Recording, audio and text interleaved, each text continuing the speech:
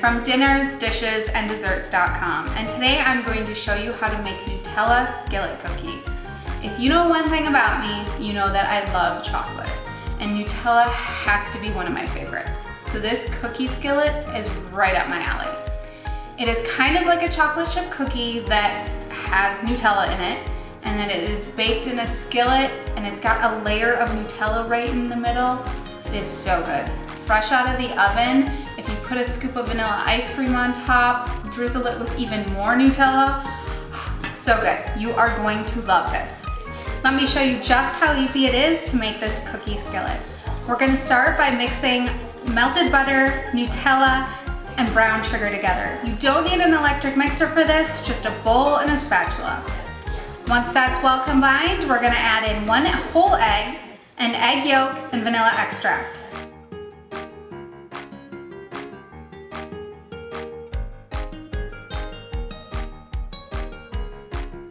Blend that together and then mix in your flour, baking soda, and salt.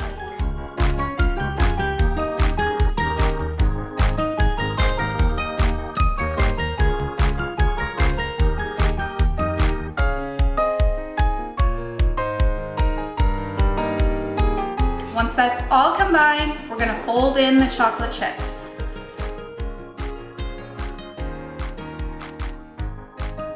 Press half this mixture into your pan.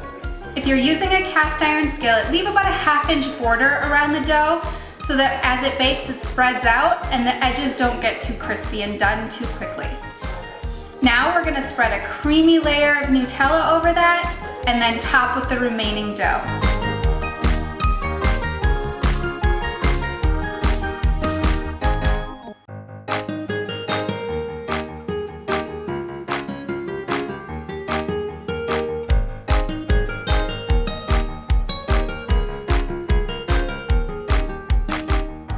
Bake for about 15 to 18 minutes until the edges are golden and the center is just set.